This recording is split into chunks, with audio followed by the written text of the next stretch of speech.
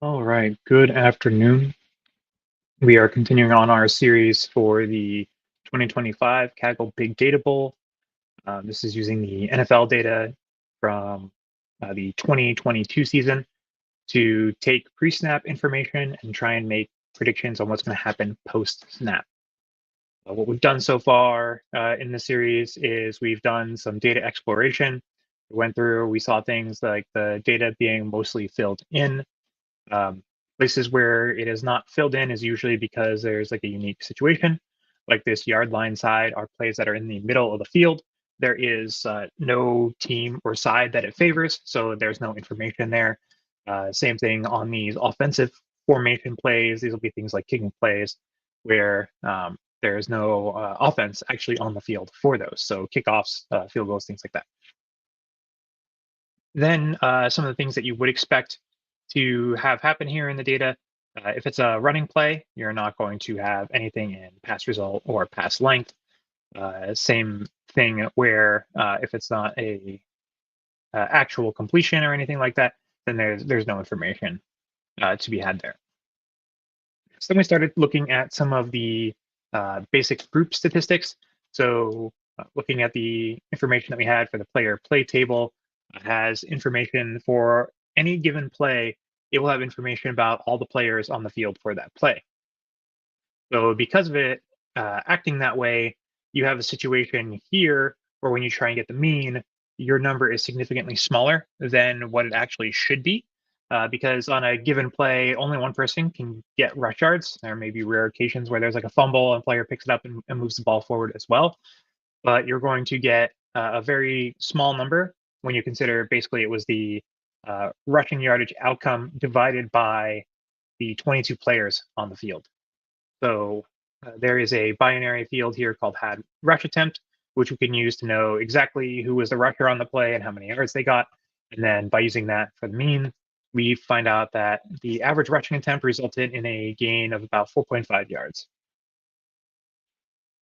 Then we run into things, the same situation for receiving yards. There was a field here called had pass reception. So we know when a pass is completed, it's on, or it's going to gain you about 10.9 yards or 11 yards per play. And then we started to look at, because there are team abbreviations in the table, who are the more effective teams on things like rushing or passing. And then started to work to kind of group together the information. So like here, we're trying to see like who is the best or who had the most rushing yards. And what you see here is very quickly seeing just this with 44 rush yards per attempt, you'd be like, well, that player should run all the time. But then what you see here is that this is a play that only happened once or twice in the season. So most likely this is the result of a trick play or something like that, that it's when it's pulled off once, it's very effective, but otherwise doesn't really work. And then you can see the same thing here where they had tried that trick play and you had the negative outcome as well. So you have, these plays are all resulting in negative rush yards. So then to figure out like who the best rushing players are, I just set a minimum of 10. The number here is arbitrary, but it gives you the general idea of what you would want to do for a cutoff here. So you see, for example, that Taysom Hill, when he was rushing, he had like the highest average rush yards per attempt, and he had a fair amount of attempts here at 38. And then same thing here for Justin Fields. Remember, this is the 2022 season data. So it's not this year's data so far in this season, but if we had access to that, we could go and pull it through. But for the purpose of the competition, you can only use data that's publicly available and free. So all we're working with is basically the data set that they provide to you. So you have games, that's all the game information, like who the teams are, what the score was, things like that. You have the player play information, which is what we're looking at. You can see here, this is, it would look far better in a spreadsheet, but basically for a game, there are plays within those, the player who was involved, what team they were, and then their stats. You will see a lot of zeros in here because there are a lot of players like linemen who will not have something like a rush attempt or rush yards or dropbacks or anything like that, but there's still a player on the field for the play. Similar thing, the players is just a list of the players that are members of a team during the season, and it has their basic information. The key here is the NFL ID, which matches up with that player play data that we just looked at, so you can get the name of the actual individual on the play. So you would be able to tell, for example, on a play a quarterback threw, you could know if it was Tom Brady or was it Aaron Rodgers, something like that. And the last thing is the individual play information. This is basically a summary of each of the plays for like what the outcome is. This is what we would see, for example, if you were watching not necessarily the game on the TV, but you were watching what was it, like ESPN's GameCast or something like that, where it's telling you the individual plays as they're happening and what the outcome of the play was. So to read this, here's a play when it happened in the game. This is the formation that they were in, the player who threw the ball in this case, and then where it was, who it was to, on the field, where did they get tackled at, how many yards, and then who was the defensive player on that given play. So these would be very hard to parse through because you would have a number of different outcomes. So that's why we drive with the player play table, so you have a better idea on what specifically is happening on a given play. Coming back here to the data set that we worked through, one of the things that we had found in the session prior to this was that if we checked if there was motion on the play, it actually improved the outcome of the model slightly in terms of predicting run versus pass. And then this is how we worked to group together our data. One of the key things here is that these are rush attempts and these are pass receptions. So there's not pass attempts data yet. We will get to how to filter that today in our data set and see if that helps us in terms of our overall model prediction. And then we are pulling in, for example, the player on the play who had done the rushing, similar thing for who had actually received the ball on a given play. Then for each play formation, we were just getting the formation information there. This is information on the rushing and receiving stats as far as the player goes. And then we went through and we found a way to add different information specific to the game situation. So, for example, we had here the receiver alignment on the play, what quarter it was when the play happened, what were the down, how many yards to go for a first down, what was the time on the clock of the game, what were the score for the home and visitor team, and then how far away were they from the end zone, basically, is the absolute yard line number here.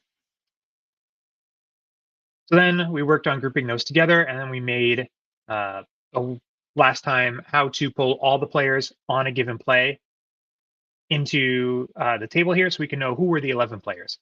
The idea here is that when we have this, we can see if it makes a difference knowing who's on the field actually versus not knowing. And this was the more surprising conclusion after last time, is it took us a while to get this in here.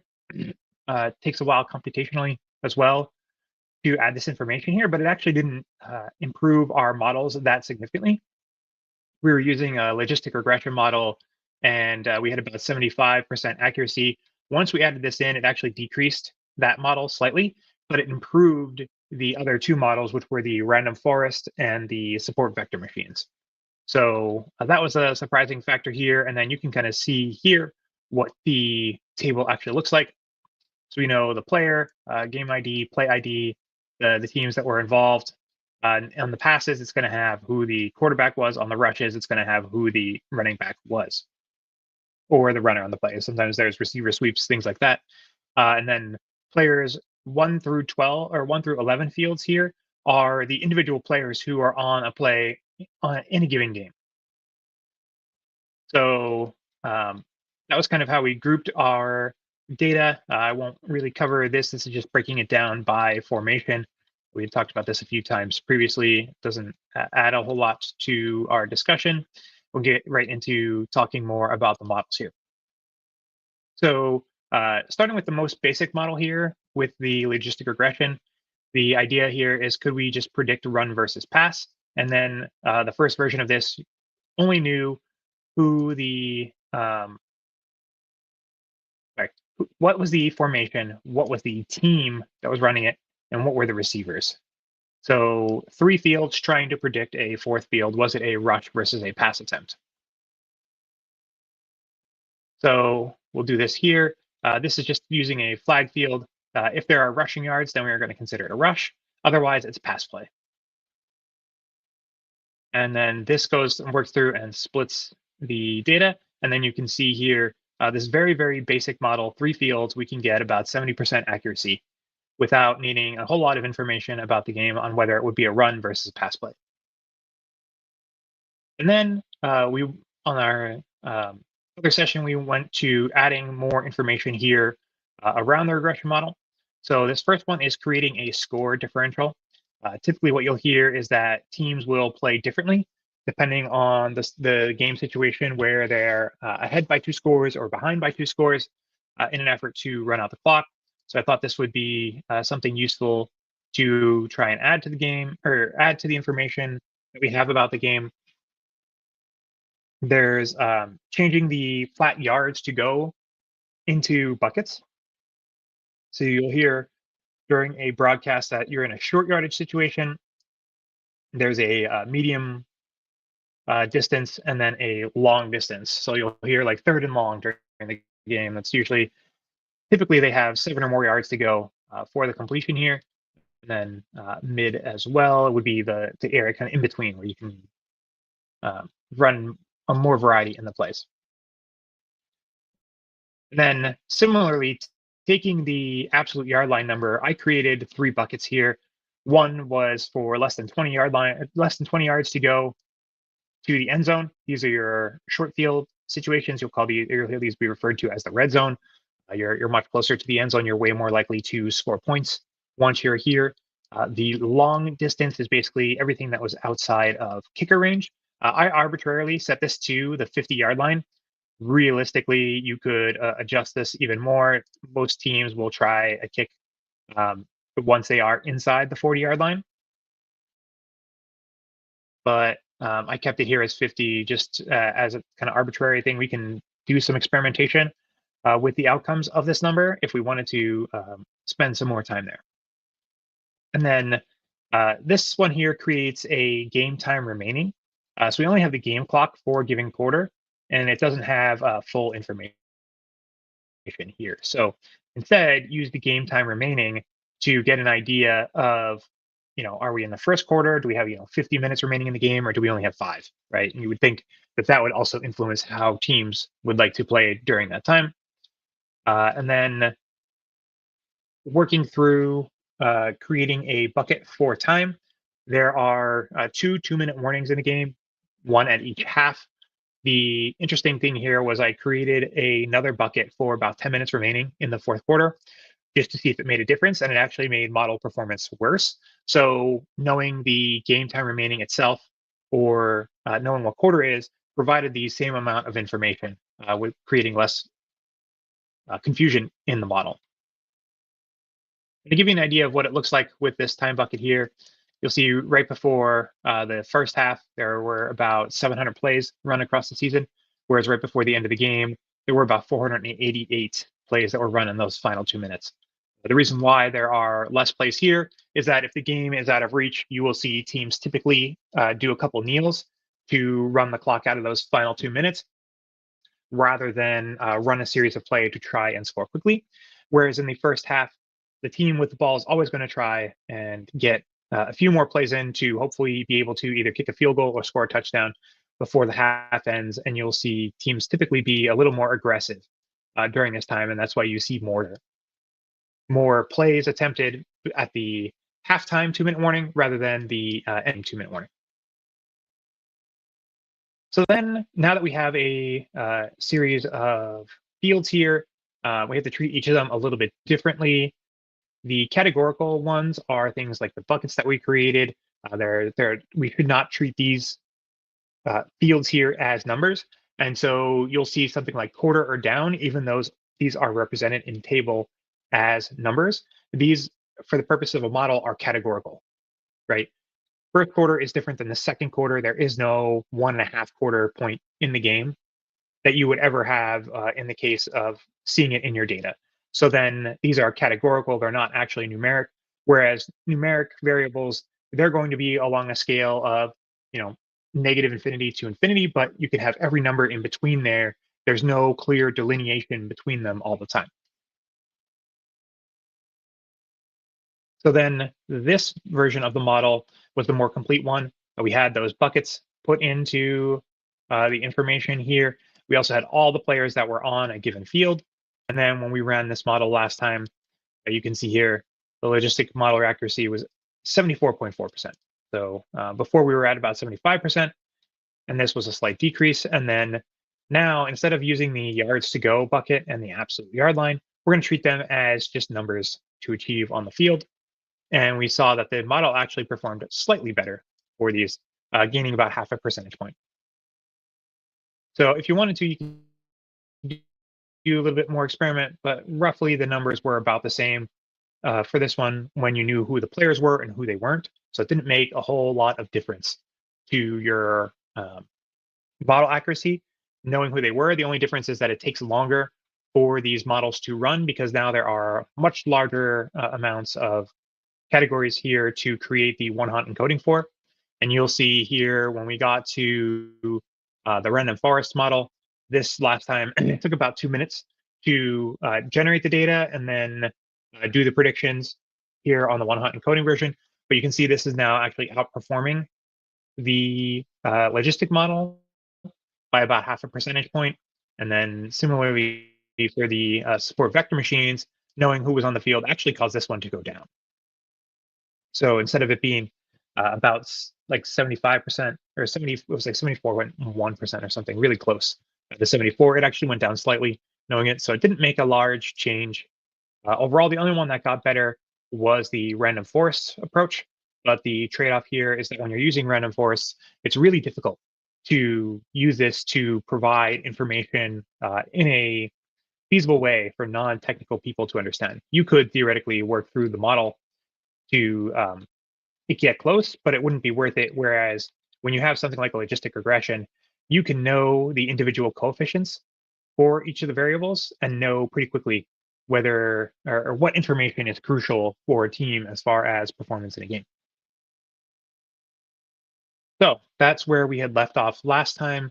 Today, what we're going to do is we are going to shift from using, it's a had pass attempt, I believe, or pass reception.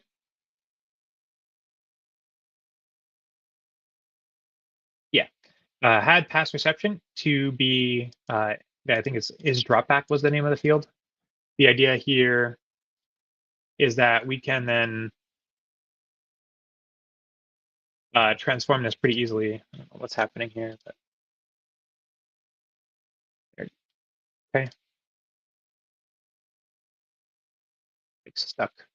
This is the one I wanted to edit too. I don't know why. The idea here is to change it from the had pass attempt or had, sorry, where is it here? Had pass reception to is dropback.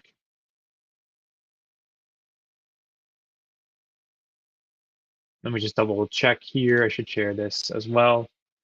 This is the list of all of our fields that we have to work with on the data sets with descriptions on what information is in the fields. So you will know what you're seeing in in the data more easily. So we are changing from that had pass reception to is dropback to give a better idea of all of the pass attempts. And then I want to see if that changes the outcome of the models here. So I'm going to go to yard data, and then I want to make sure that this completes. It's on player play.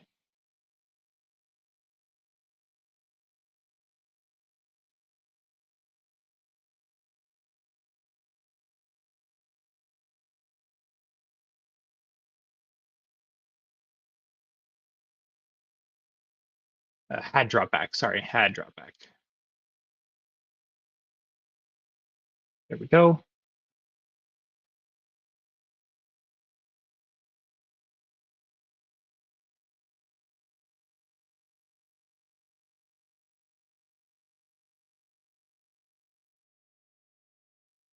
I'm gonna let this run. Any good resources? All right, the question here is any good resource to learn about the game and the game's rules? There's a lot of nuance to understanding the game. The basics of it are that there are four 15-minute quarters where the players will run the ball. If the ball goes out of bounds or the receiver does not catch the ball, the clock will stop during the game. If the player is tackled in bounds, then the clock will continue to run. So what you'll see is there are a lot of stoppages in football, whether it's for incompletions or a player going out of bounds. This becomes especially important near the ends of games or halves because you will see plays go from targeting the middle of the field to using more of the sidelines. So that way you can stop the clock more frequently and then give yourself more chances to have more plays. As far as the individual rules for a pass, you're only allowed to throw the ball forward one time on a given play, but you are able to throw it sideways or backwards. Just the ball cannot be going forward more than once on a given play. So once the ball has crossed what they call the line of scrimmage or where the ball started on a play, you can no longer throw the ball forward. Or if you did that once already behind the line of scrimmage, you can't throw it forward again.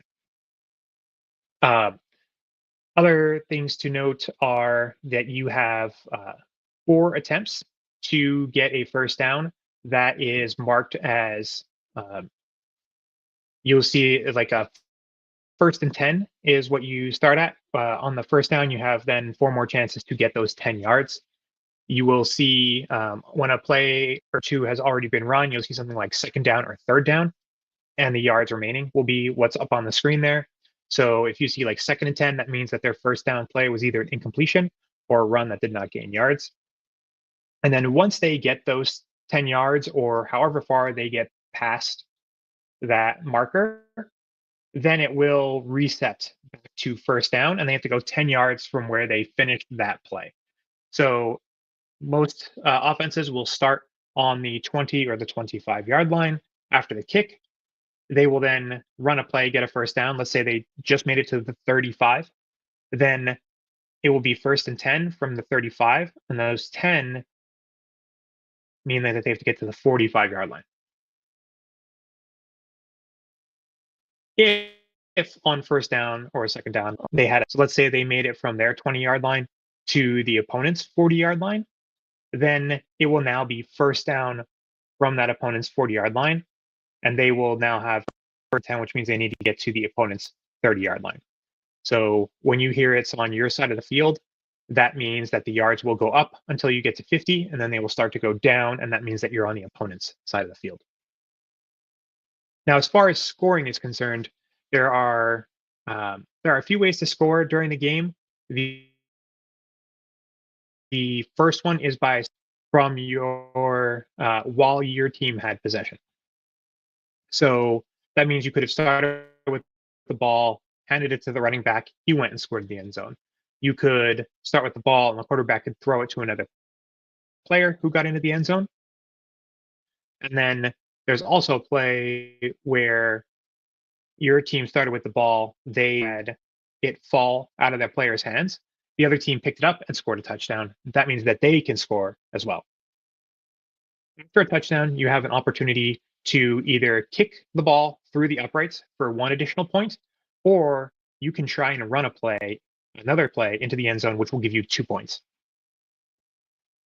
Then the other way for a team to score is that what will happen is when the time is running low in the clock, or if they're at 4th down and they think that their kicker can kick it from where they are through the uprights, that means that they will score 3 points for kicking it through there.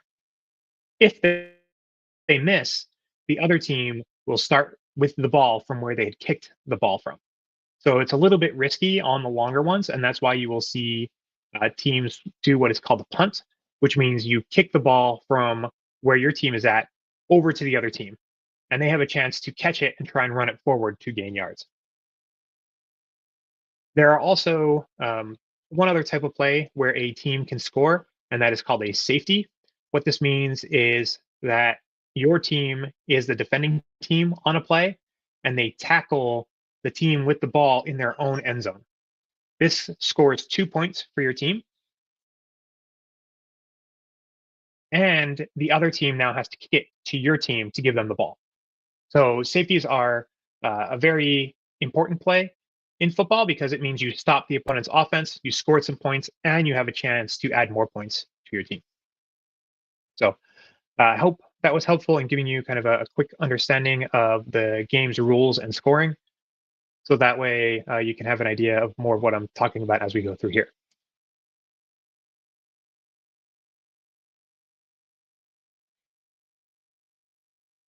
So we just changed from a had pass reception to had dropback.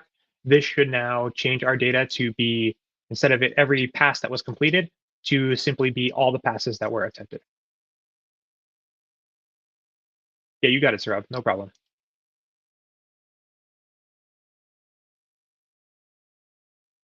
Regrouping information here. So who are the players on a given play? And then coming down to here,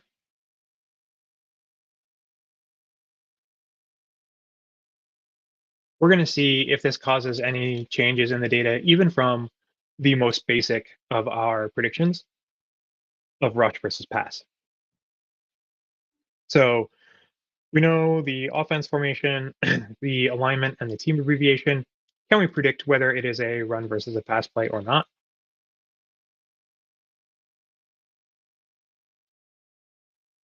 And we'll have to give it a moment to catch up to me. Let me go up here. This is, like I said, one of the things that will take the longest. It usually takes about a moment or so to gather all the players on a play and then put them into the the player play fields that you see here. So while this is running, I'll feel free to drop any questions here in the chat so we can see, use this time to answer them while we're waiting for the models to run.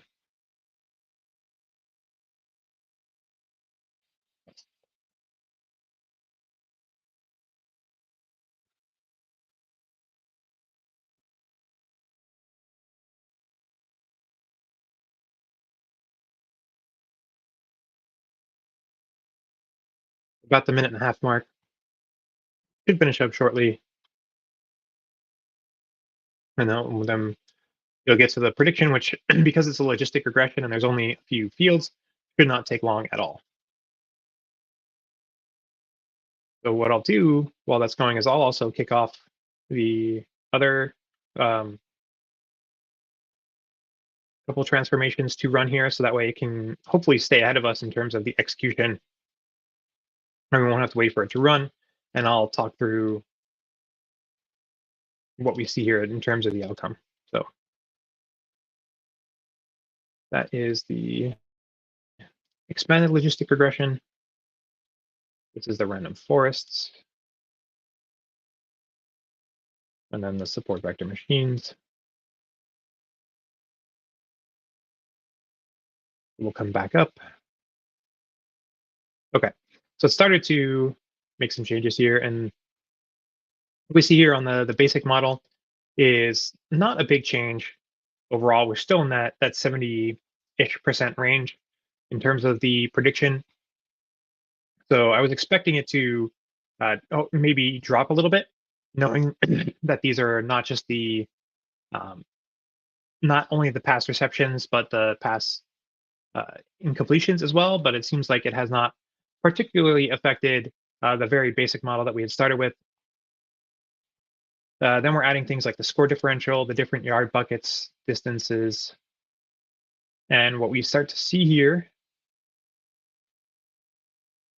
is we see about 74% accuracy. So not much has changed.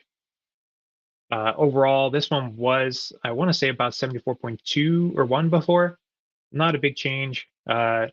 This one, though, is actually about a full percentage point worse.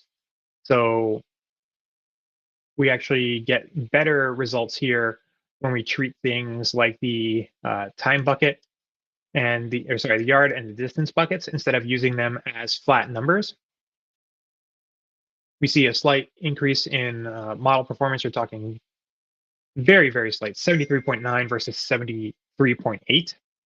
But surprising as before, this one was about half a percentage point better than the one where we're treating them individually as buckets. It may also be worth potentially taking out this player information to see if that's causing some of the confusion in the model or if it's actually providing value here.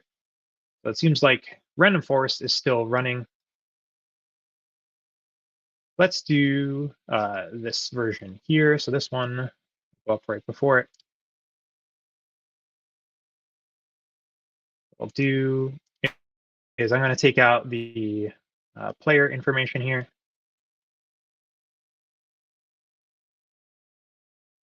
On each of these models to see if it will cause any changes in terms of the performance.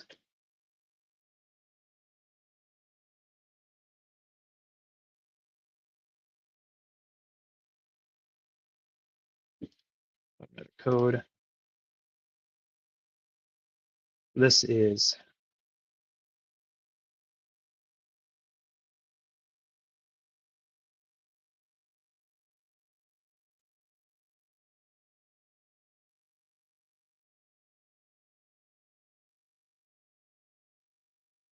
here. Like I said, it takes longer for the random forests and the support vector machine models to run. So it's running those right now. And then it'll come back and do this. So we'll call this the logistic.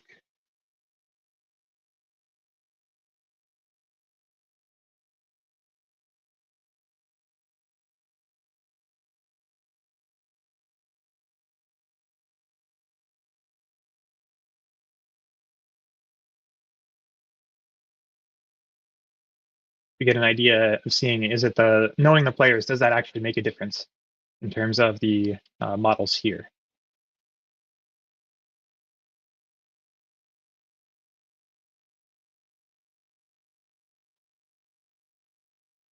And then similar situation for this first one. We'll do it where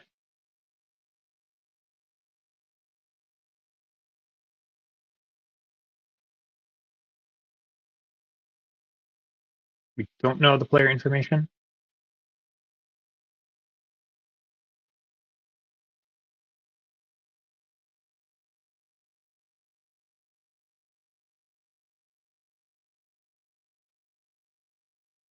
And then for the second one, it will know the player info.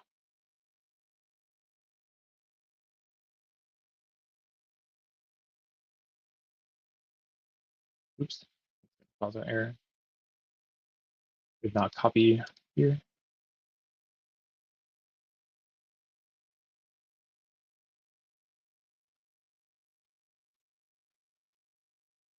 Why are we not copying?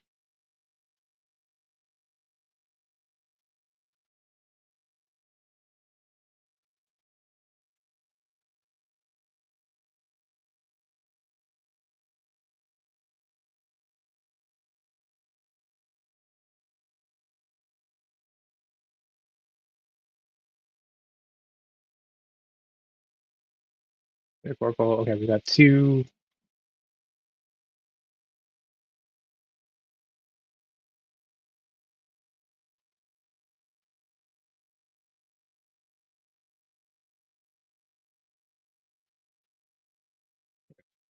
No, I don't want the R data. Why?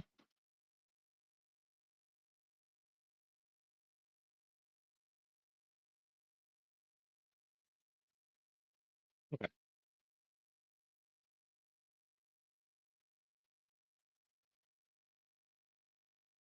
It is running. Okay, let's go back here.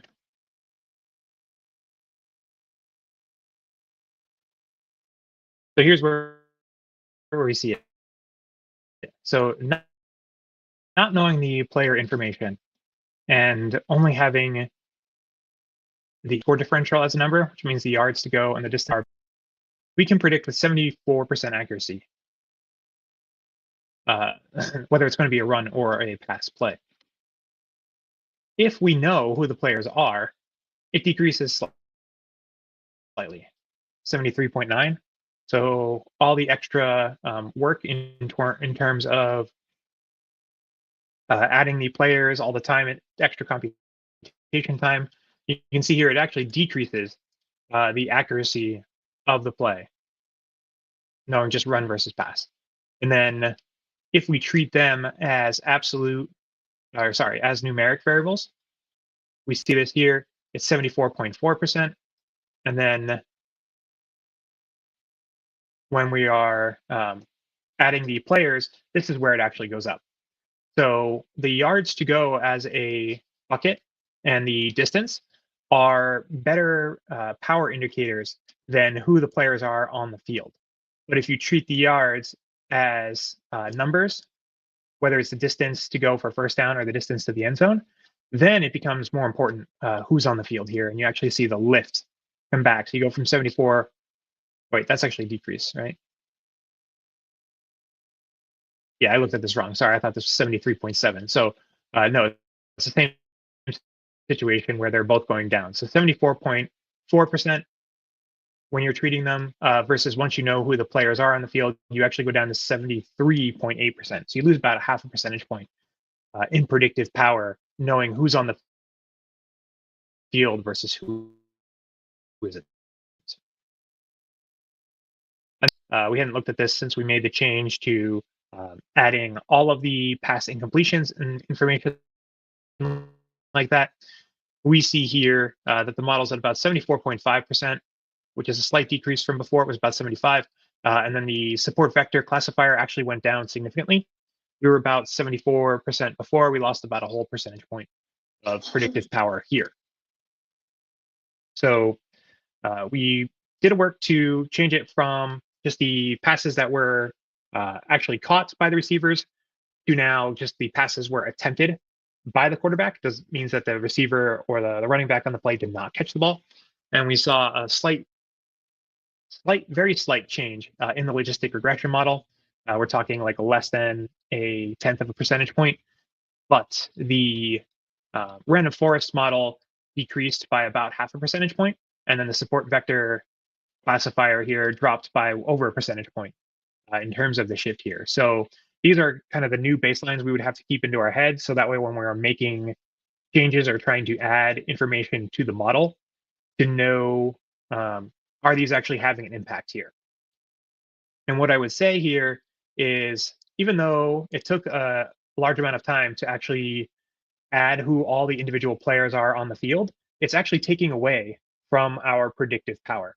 What this means is that the game information provides more context to knowing that it's going to be a run versus a pass, rather than the individual players who are on the field. So what this would tell you is if you know something like it's the first quarter versus the first quarter, first quarter versus the fourth quarter, is more important to knowing whether it's run versus pass, or knowing what down it is, or how far they have to go in terms of knowing or being able to predict the run versus the pass, is more important to the model than actually knowing who the individual players are on the field. So it's kind of good news for us from the computation side, because that's less size in terms of the data that you have to work with, and also means that the model will stay pretty lightweight and move quickly. I'm running everything here on a relatively lightweight laptop that we've only got 16 gigs of RAM, and it's able to handle this pretty easily. Whereas you can see, you can get pretty good power here in terms of being able to explain run versus pass, right? But I'm curious if this would actually tell us anything more than, let's say, somebody who had been trying to, or somebody who's been in football for years, in knowing is this run versus power, right? Or run versus pass. Is they will kind of know all the same information here. We haven't particularly added much information that they wouldn't have already known on a given play in terms of the outcome of run versus pass. So there are a few things here that I thought would be interesting to continue working on now that we've gotten it on the pass attempts instead of the pass receptions. And I think those are a couple visualizations that will help um, show a little bit here on the data for what we know. So there's two pieces here. The first one is I wanted to kind of visualize for each team what is the percentage of plays that they run from a given formation in a game. When we were looking at, for example, Tampa Bay, that we had seen that they had mostly done the shotgun formation or the single back formation as far as their offense goes. But I would be curious to see if there is a team that runs like a very varied offense where they have a variety of different formations, or they have in like the Tampa situation, basically only two formations that they run the majority of their plays from. And in the case of Tampa, it was very clear the shotgun formation, they are extremely likely to pass the ball versus the single back formation where they were almost guaranteed to run the ball, and see if we can see that more across the teams. So I want to go up and I want to check, just make sure, I'm pretty sure I had Seaborn here, but that would be what I would use here. Okay, I do, perfect. Are we going here?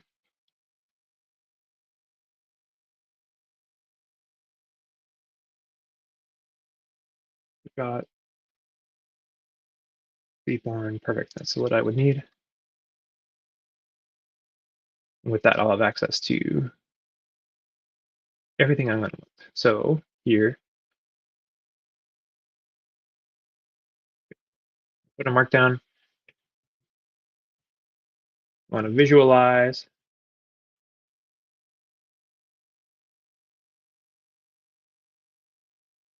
each team's formation percentages.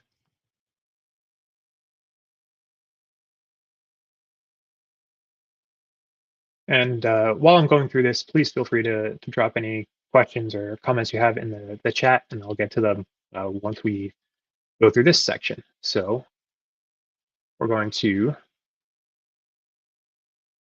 each team's formation percentages. What I want here is I'm going to use a stacked bar chart.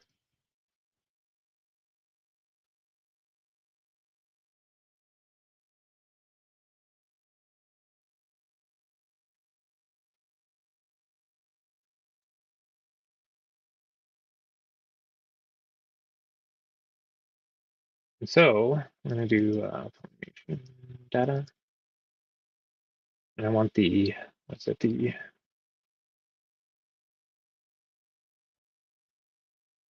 plot up here.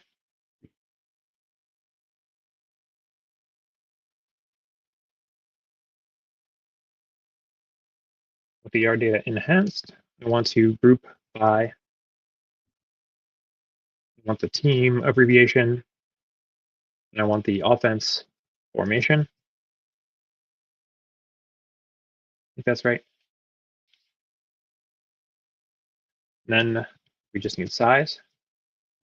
And I want to reset index.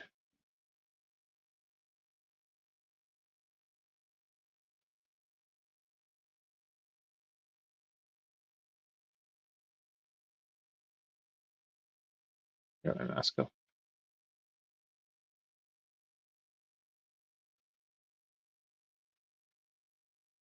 Name equals count. I also then want the totals for each team. So I want the same.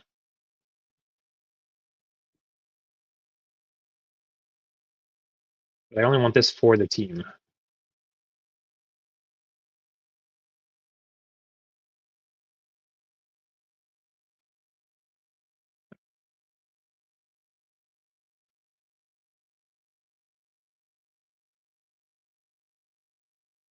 I want to take that count. I have an idea of how many plays they ran as total. Again, setting another index here, the total. Now we have the formation data, we have the formation total. I'm going to then merge in these two data sets.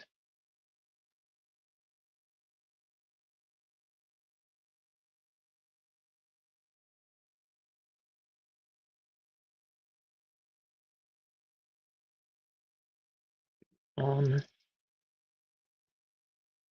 This is on the team abbreviation. Then we're going to create that percentage field.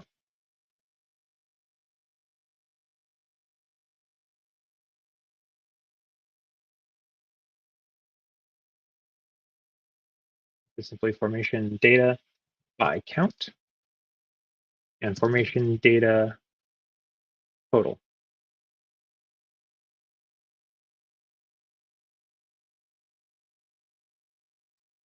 So relatively lightweight.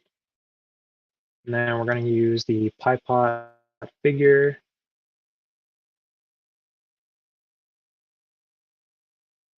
This is fixed size. Hopefully this displays well.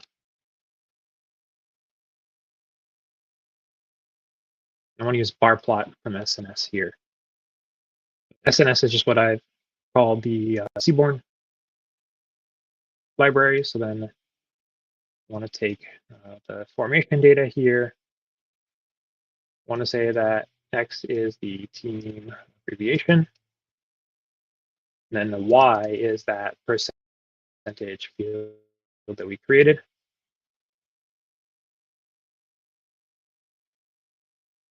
And then what are the different things to break on? Well, that's the offensive formation. So hopefully that comes through right.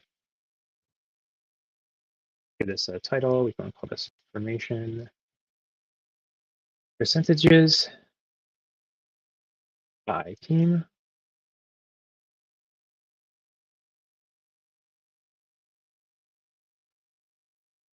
Give the Y label. This is the percentages. The X label.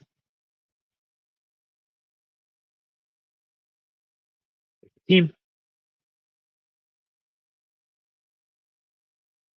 Now, if we don't do this, which is we're going to basically rotate them slightly, they will end up stacking up on top of one another. They may still happen, but this makes it so it's less likely.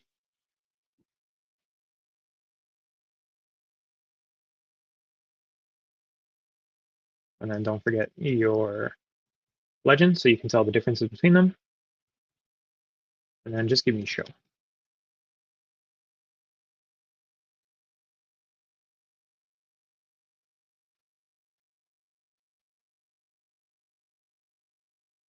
So it's taking a moment here to run. I'll check back.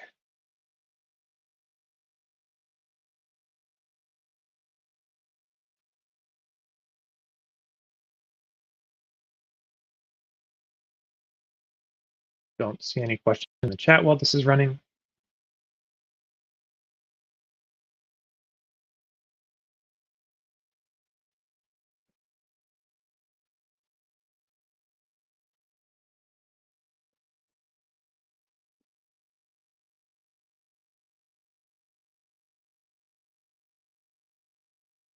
Okay, this isn't quite what I wanted here. But what we do see is that the majority of teams run out of the shotgun formation. For most teams, over 50% of their offensive snaps are from that shotgun formation. There are very few teams who are actually below this. You can see here, LA had a more balance. Same thing for Las Vegas, Miami. But more often than not, teams are running mostly from that shotgun formation. So let's see who stood out the most. Number of teams here who run more than half their plays, almost 70% of their plays, just from the shotgun formation. You've got Atlanta, Houston. This is Kansas City, right? Yeah, Kansas City.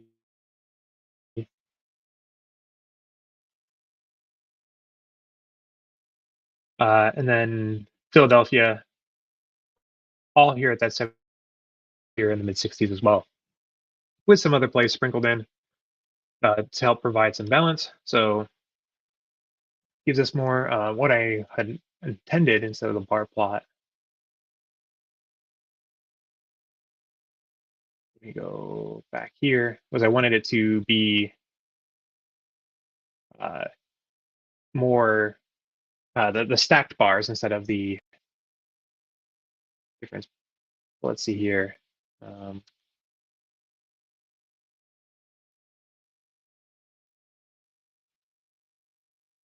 Keyboard stacked bar.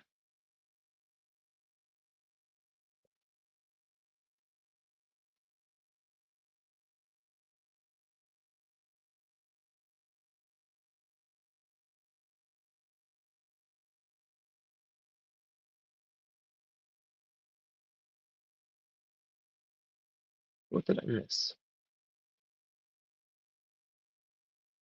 Bar plot.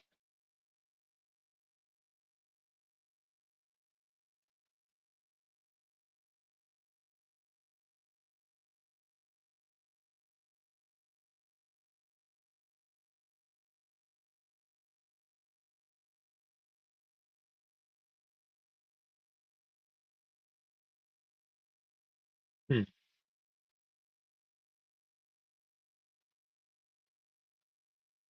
Got the team abbreviation.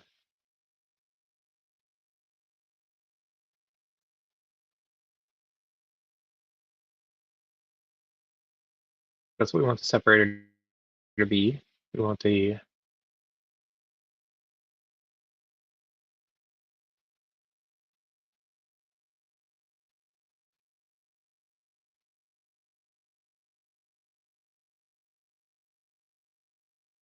maybe here this should be total.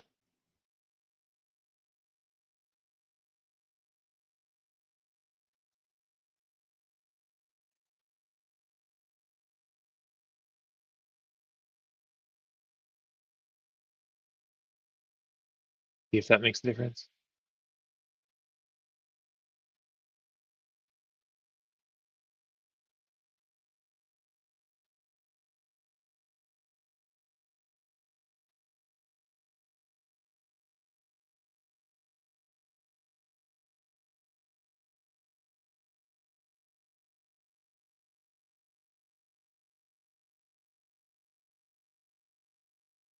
That did not at all react the way I liked.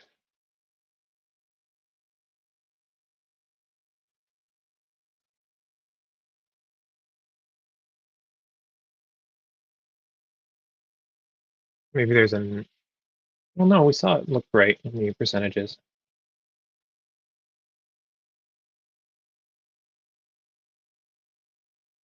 It's just something not coming through correctly here.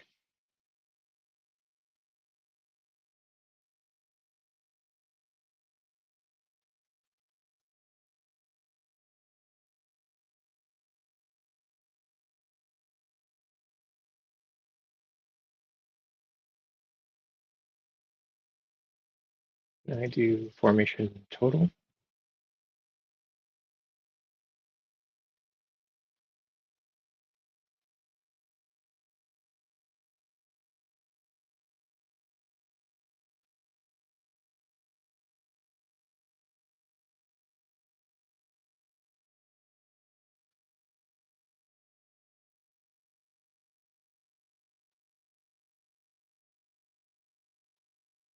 And then let's just look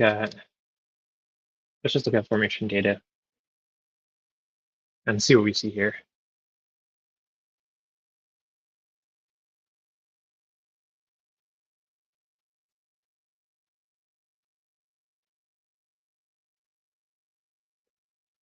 So once this runs, I'm trying to get an idea of why it's not stacking the bars on top of one another, as we would expect.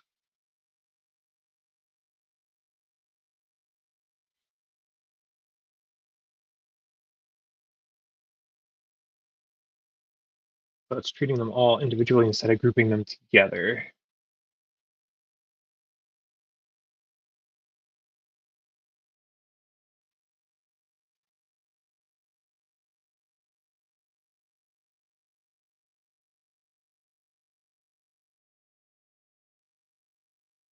And that's what's happening. Okay, so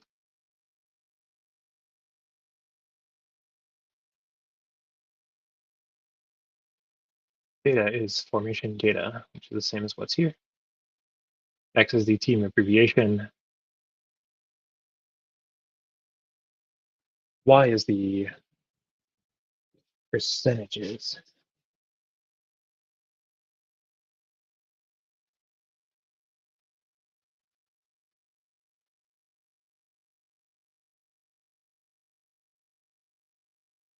Gotcha. So when I did the when I told it to show the totals, yeah, it's going to be the same for all of them because it's the total for the team. It makes sense to me, but I just need to figure out now why the bars are not stacking on top of one another.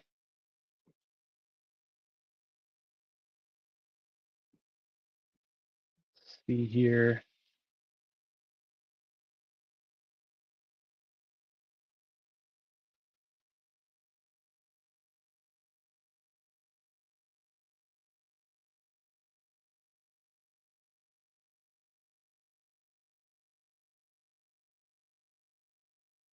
What's the difference?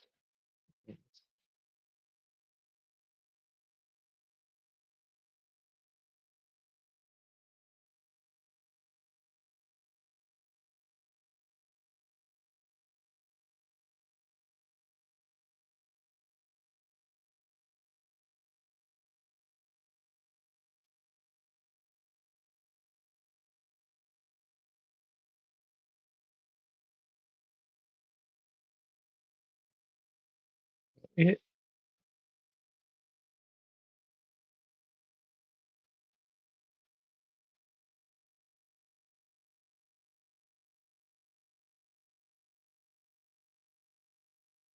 okay. I think I misunderstood this. I did individual bars, but to stack them on top of one another, I need to do multiple calls for the bar plot for each of these formations. And that will fill them in. Okay. If I understand what I need to do, I can go back and fix that up. The other thing here is I wanted to go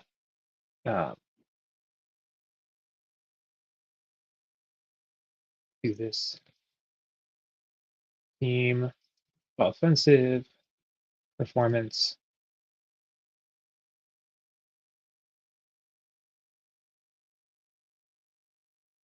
for rush and pass.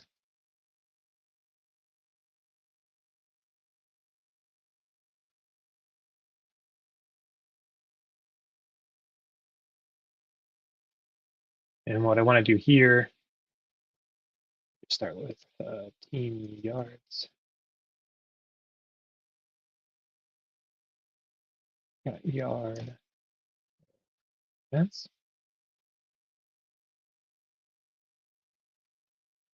By the team abbreviation.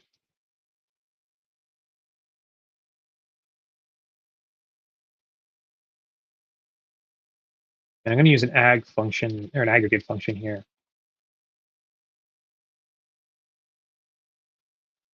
So I'm going to combine the rushing yards. And for this, I want to use the sum and the same thing here for the passing yards. I believe it's passing yards. Also using a sum here, we're going to close this out. And then we're going to reset index name equal.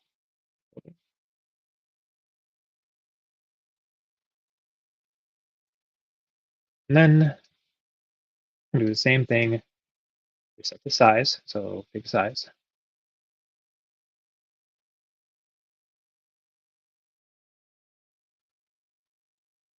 Close that out. And this time we're going to use the scatter plot because the idea is that I want to spread each team out based on their location of how they perform. So I've got an aggregate of their rushing yards.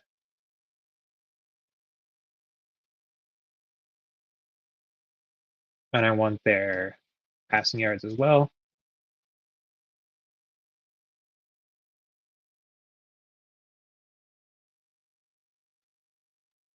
We're going to give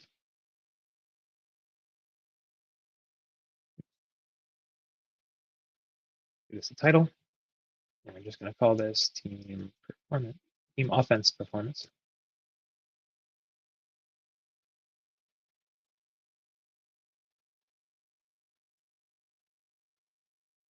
Let people know X yard is rush yards.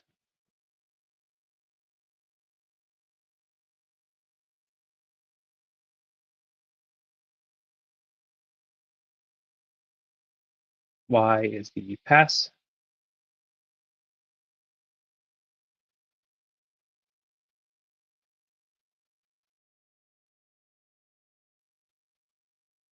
I'm going to put in a title for a team. I know there's a better way to visualize this, but I would need to get the icon for each of the individual teams and have that display basically at wherever their point is. Let's see if this comes together nicely.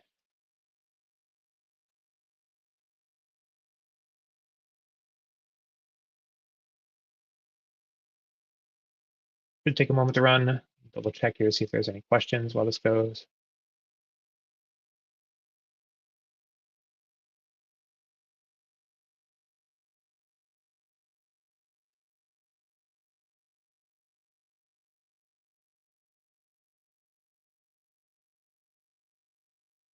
No rushing and passing yards.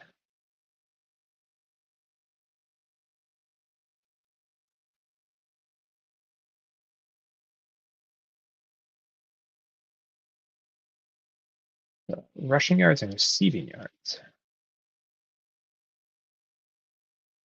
Rushing yards here.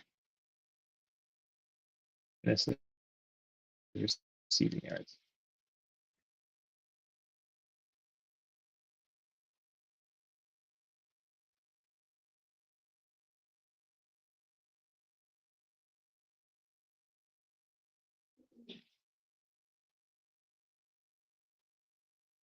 Make sure I spelled that right.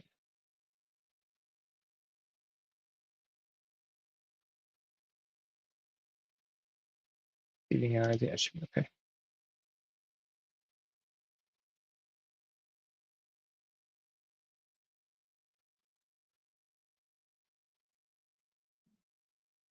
Okay, just reset the index.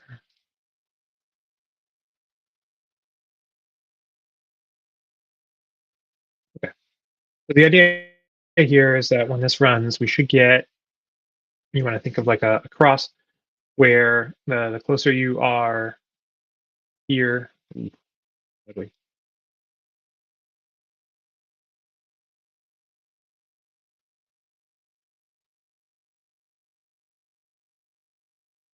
Turned out very poor. The idea here was to aggregate each team's rushing and receiving yards.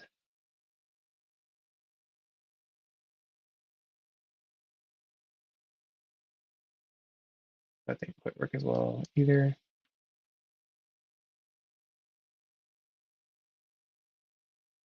Okay.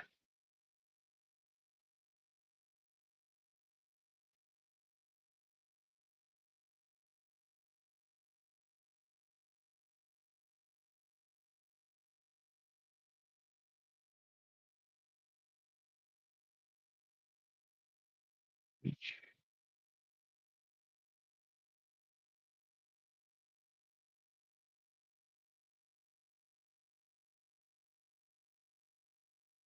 Y-axis could be the receiving yards.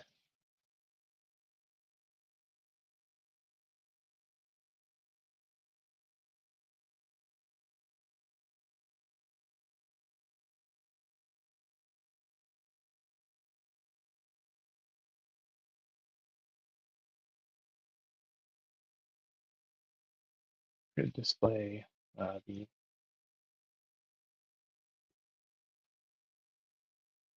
this over a bit.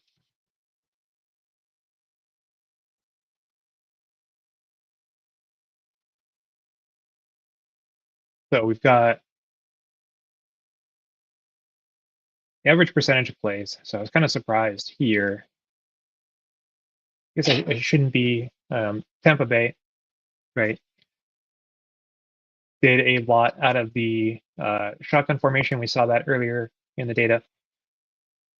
And then was extremely likely to run when they were in this single back formation. What surprised me was some of the more, I guess, the better offenses in people's minds also did a similar thing where they ran mostly out of the shotgun formation and then sprinkled in other formations throughout the game. So you had Indianapolis, Kansas City, who has Patrick Mahomes. So I would see them wanting to put the ball into his hands more. You had Philadelphia and Pittsburgh, relying heavily on their quarterbacks from that shotgun formation. Teams who um, were kind of more balanced in terms of their offense. You can see here, you've got Cleveland and Dallas here, who look very similar in terms of their formation percentages. Overall, you've got a team like Atlanta here, who mostly ran out of the pistol in terms of their offense, but was pretty balanced across the same here for Baltimore, with Lamar Jackson as their quarterback. A lot of I wouldn't say a lot. They ran shotgun about 40% of the time, but then the pistol formation about 35% of the time there, which is a bit more of what I would have expected from that season. I was just kind of surprised here seeing Kansas City at the top in terms of running a shotgun formation. I felt like they had a little more balanced offense that season. But then seeing other teams here who I didn't think as highly in terms of their formation here. I guess, yeah, one of the outliers. Tennessee, this was Derrick Henry, so they ran mostly out of the single back formation, which makes sense. But then was surprised to see teams like Detroit, Dallas, and Cleveland here as well. Whereas single back is more run heavy formation. And those teams kind of lean into it a bit more, Detroit as well, versus going in the shotgun, which makes it harder on your running backs because you're starting already a few yards behind scrimmage before you can even attempt to go forward with the ball. And I need to work on fixing up the pass information here.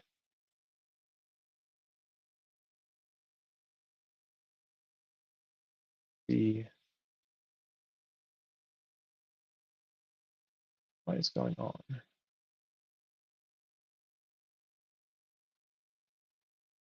But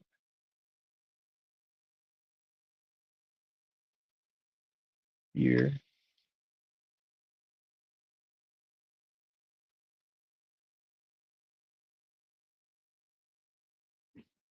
Fill more this in. Let's go formation pivot. And the idea here is that I'm going to pivot over the theme abbreviations as well as index for that. And then the formation. So this should allow it to stack on top of one another. So formation.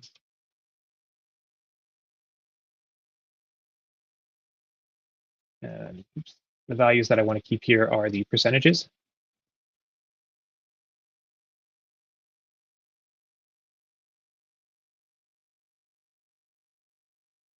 And where there are no values for that formation, which I don't think happens that frequently, let's just make sure that we have something in there by filling it with 0.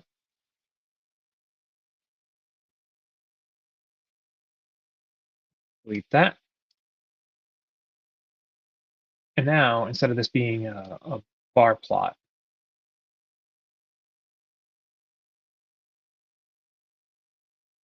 from SNS, we're going to change this to use pie plot. So formation, pivot data, plot.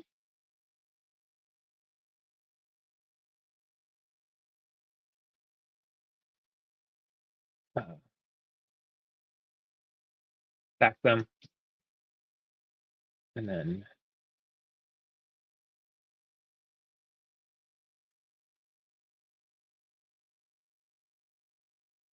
do this, and we'll get rid of the fig size here. Didn't need that. So what? Linux expected.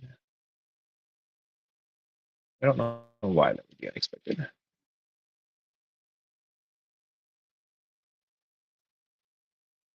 Give it a moment to run.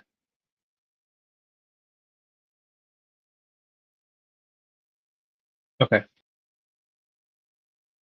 Okay. This helps a little bit better.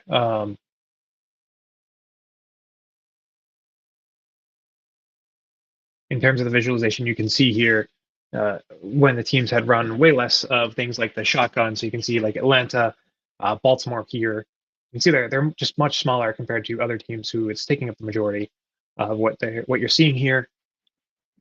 And so you'll see some of the better balanced teams here, Atlanta, Buffalo, or Baltimore, in terms of their offense. I'd say Buffalo's got some decent balance here as well.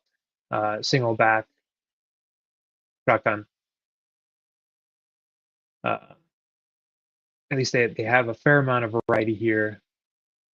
And then looking at where was Cleveland and Dallas, you can see here a lot more of that single back formation, less of the shotgun, where they are significantly different percentages here. So that's more of what I wanted it to look like. And then I need to work on this in terms of the rush versus the pass. So here, I want this to use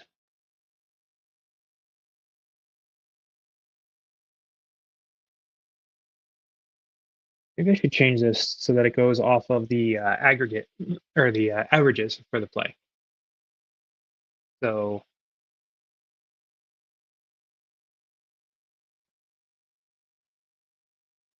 the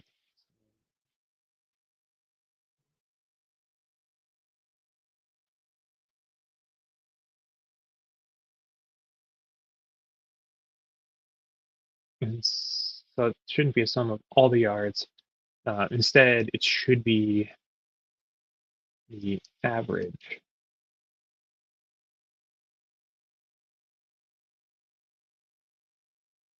Yards pass or rush and pass.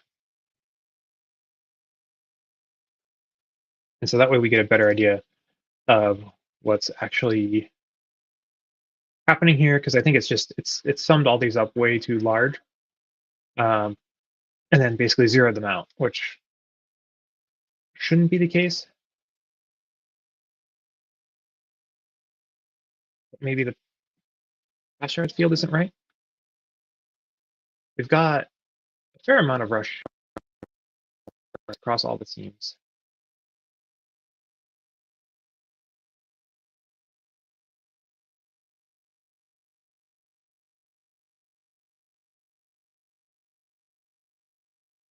So we'll go here.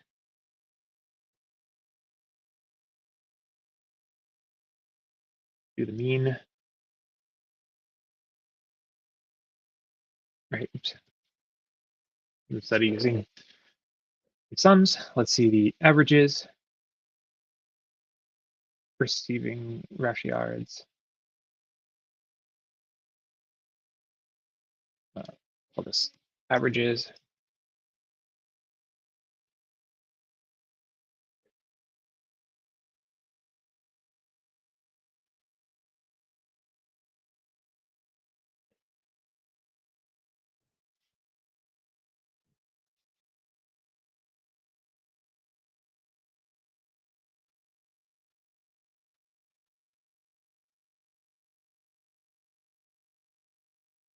So it works fine for rush yards, but the pass,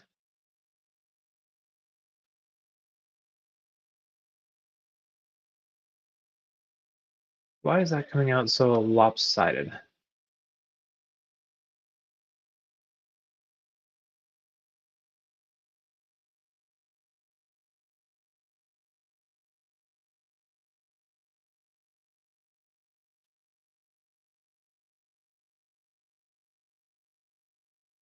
Why is this so lopsided?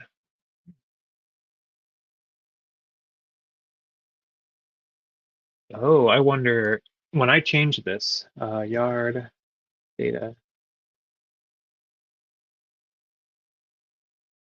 I'm wondering if when I changed it to the passing attempts, if it now brought in each individual player or not on a given play, as that would cause significant changes. No, there's only about 13,000 plays, which is right for that season. So, all right, that concern's not there.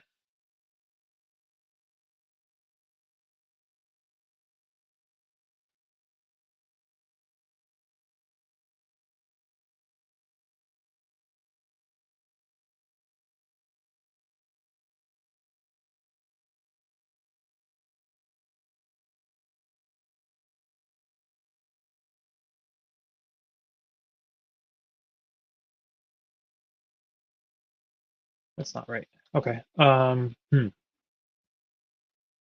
What's happening here? A few teams actually move off of that, but for the most part, it's saying these are zeros. Um,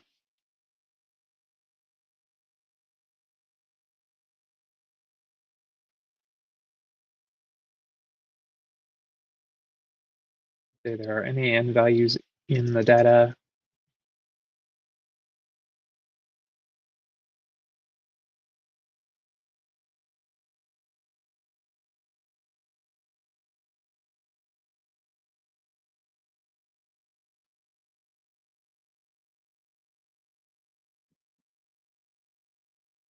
Most are coming through, as we see here, like the amount of numbers shouldn't be a problem because it worked fine for the rushing yards.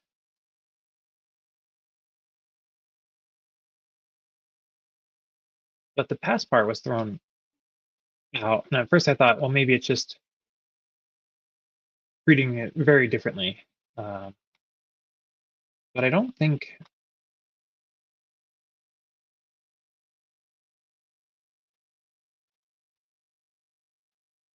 that that's the problem here.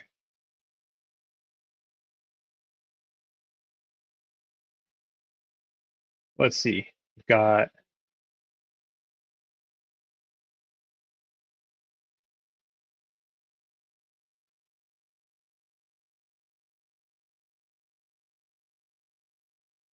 let's try let's look at team yards and see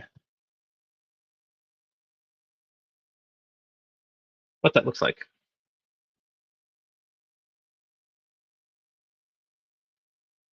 0, 0, 0 for everybody.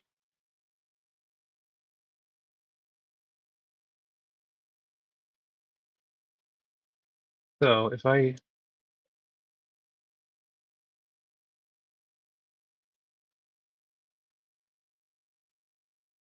group by team mean reset index. Let's see.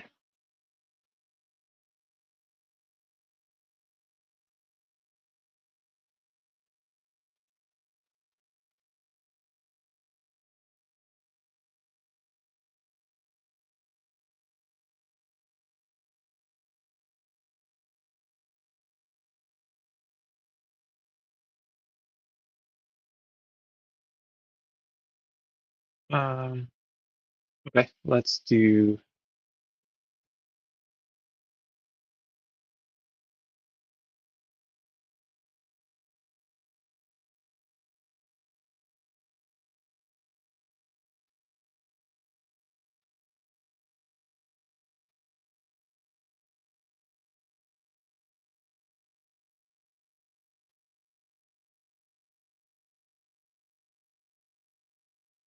hmm,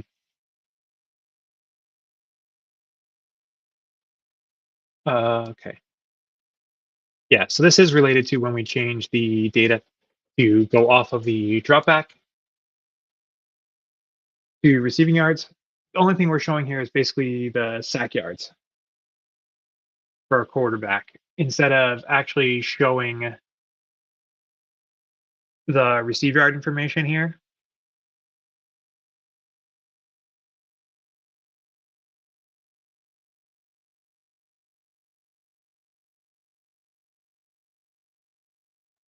So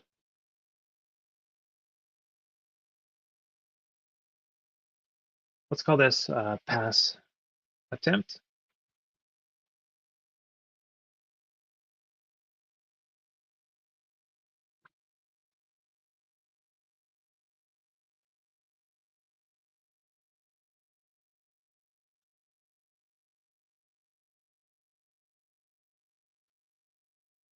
And I will basically need another line of this.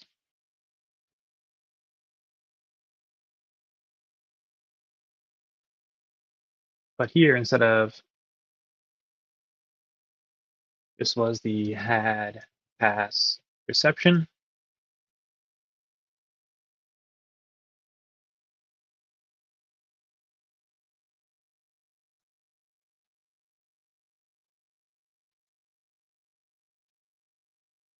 let's pull these two out into their own one. Just make sure we can create what we need to.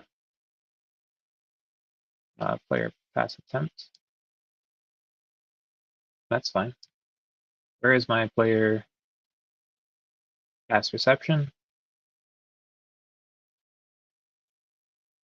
And then was this player rec yards? And it's going to be PD merge. We want the two sets here. So we want the player pass attempt.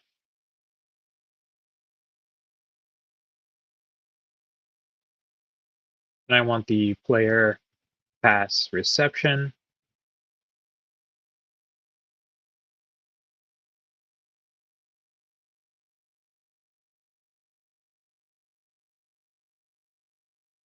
And then I want how equals left on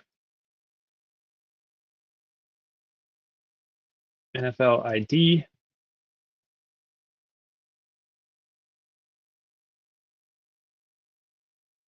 Game ID, play ID. Actually, I don't want it to be the NFL ID because I don't know if it's going to treat them the same.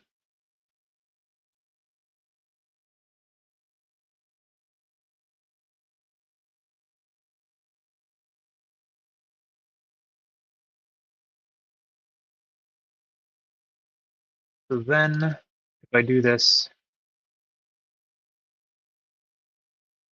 it's not had, it's had, or it's not has, it's had pass reception. Merge them.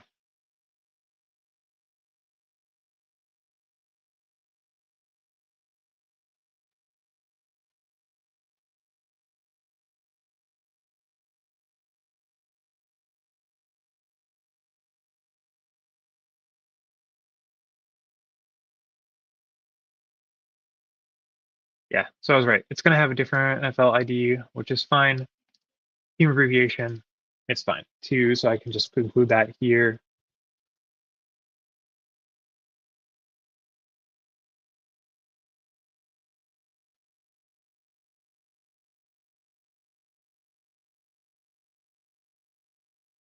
Where is the yards? Oh yeah, because I didn't include that. So receiving yards. Here we want to group by and leave it out. So include that. Redo the merge here. Take a moment. I'll just double check quickly if we have any messages or comments. No. Okay.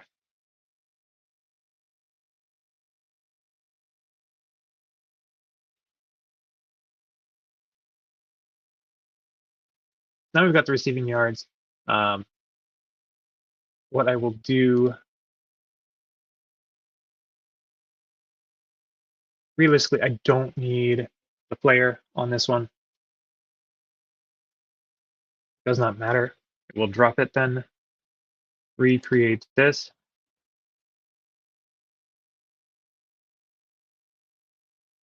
And then if that works, I will drop it back into Game ID, Play ID. Yes.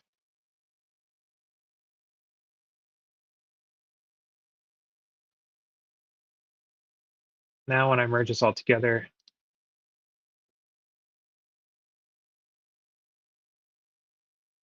luckily we weren't using receiving yards in our model, so it doesn't make a change as far as they're concerned. It does matter for the yard data enhanced part. I'm going to delete out a lot of these that we're no longer using. It doesn't add anything to what we're attempting here. Recreate the yard data enhanced. Go through. It's not going to change the visualization here.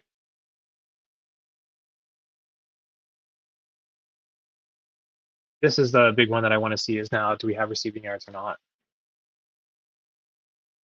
That was the cause of the issue before. So it merged. It's going to take 2 minutes to create the player's play.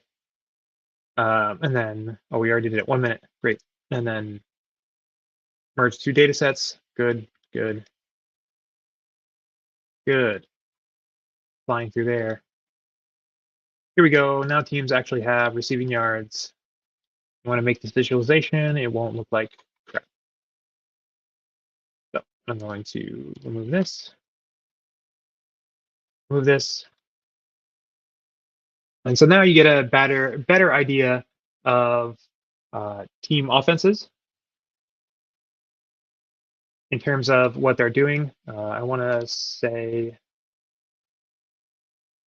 honestly,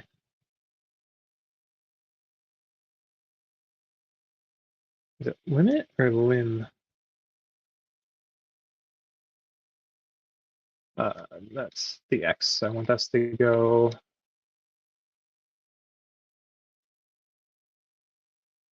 Say 7. Whoa.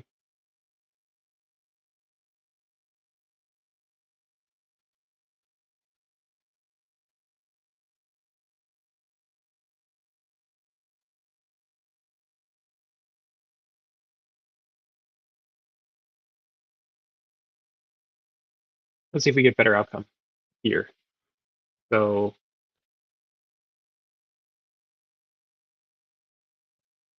we should see, yeah, is more clustering over here. Now in terms of the average play, let's give you an idea of where things are. There's no large outliers here. The reason why I did 7 was just so that there's space for this legend to come through. If I wanted to make this better, I would get or download icons for each of the teams and then have them essentially make a point for each one with the team icon there. So, you know, Arizona, you would see the Cardinals, and then we could zoom in a little bit more. Realistically, we've got what? 3 yards was the low end here for Tampa, and then let's say 8. So we can adjust more here. Take this to 3, and then let's just say 7. It was definitely over 8, so I could have said 8. Okay. This will kind of bring us more back into what the picture looks like.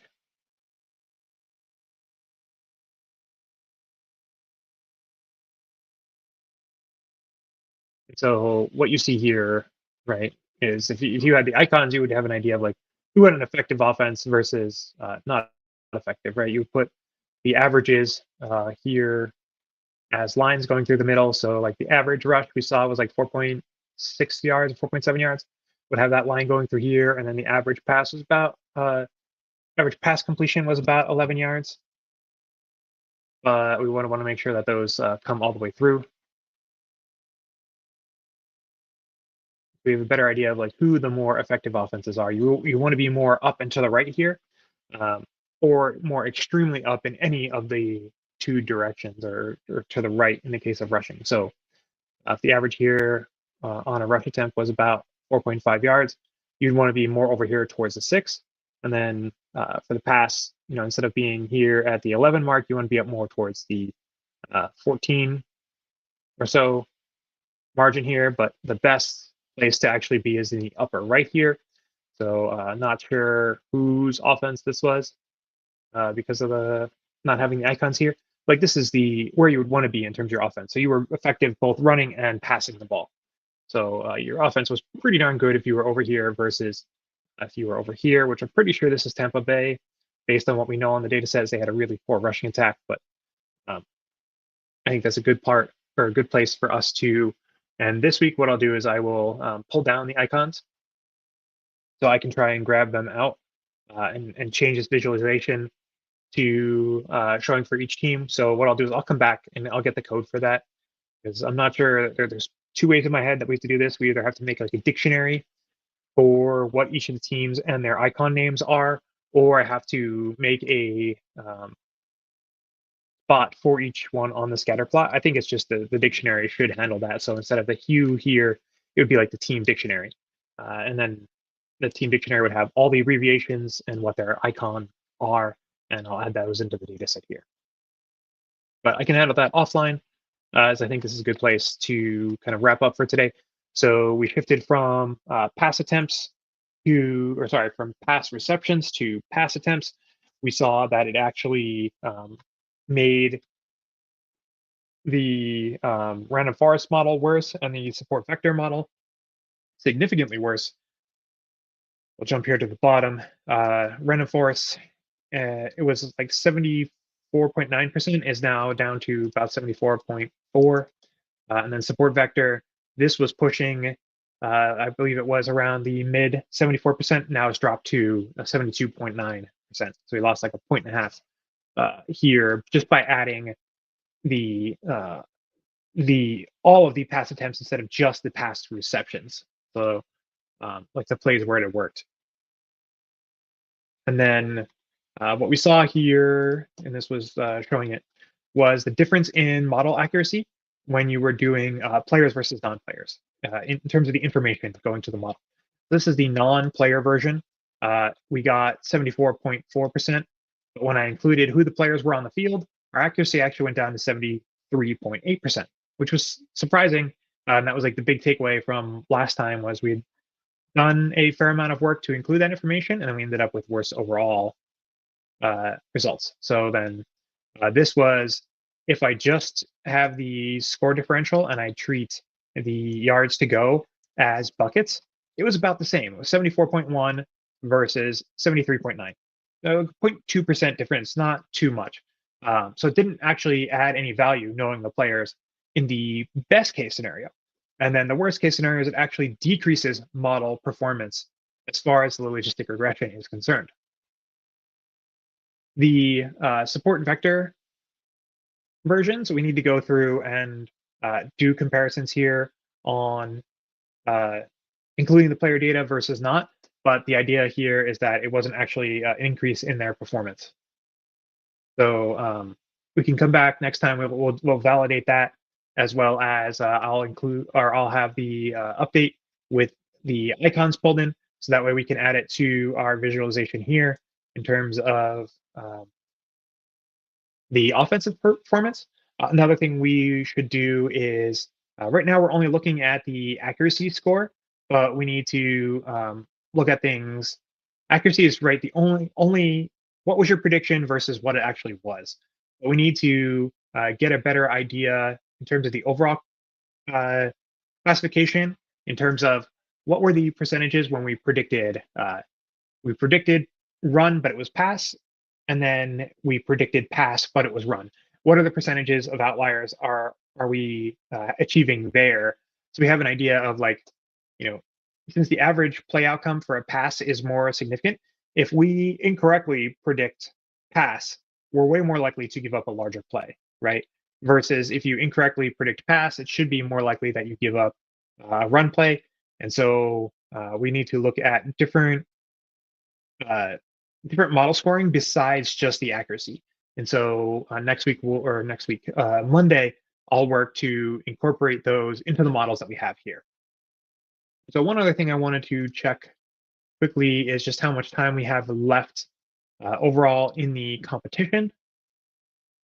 Oops, I went to here. We've got about a month to go in terms of this competition. So we're making good progress. January 6th is the final deadline. So yeah, we're almost exactly a month. But you're going to run into the holidays here. So we'll need to start working on putting together what our outcomes actually are. Another thing here is that we may want to start shifting from looking at individual teams to start to see if we can get more of an outcome that will look at things like on a given the play formation, receiver combination, could you predict what the routes the receivers were running, right? That's a completely different transformation on our data set. We've kind of spent a lot of time here understanding the data, building a very basic run versus pass model. But now, can we start to tell what is the outcome when we make these predictions? So 75% of the time we get it right. What is our accuracy? That's 75%. But when we miss, how big do we miss? And then let's say we look at the outcomes. What happened on those plays where we missed? Like, would we be burned by missing significantly?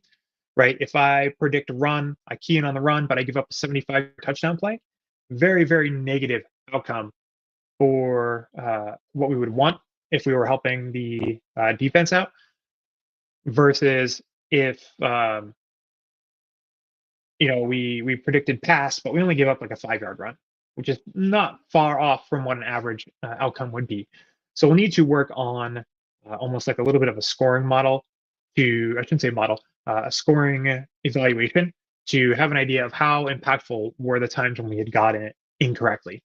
And then also like what were the ratios of incorrects when we predict pass versus run. So a couple things for us to get to still. On Monday, we'll get the team information for the visualization here, and then we'll work on making changes to the models that we've got going on.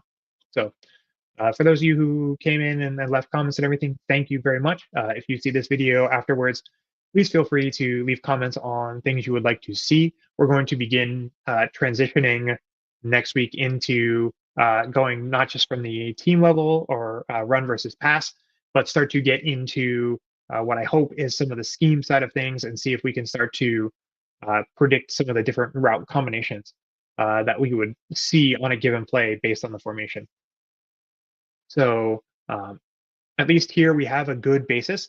We have to now understand how impactful it is for us actually knowing, is it run versus pass? Will that lead us to better outcomes versus the times when we missed? Or would it be, about average outcomes anyway, and then it doesn't particularly matter? So we'll work more on that, like I said, on Monday. And then we'll also work to incorporate the icons here as well. So again, thanks for coming. And then, like I said, if you are seeing this after the fact, please feel free to leave a comment on anything you would find interesting or want to know based on the data. We're working off the 2022 data, which is what they provided us for the competition, but just getting an idea on how each team is performing now, and then making predictions run versus pass, and transitioning into, okay, what is the impact of that prediction in terms of the game? So again, thank you, and I'll see you all on Monday.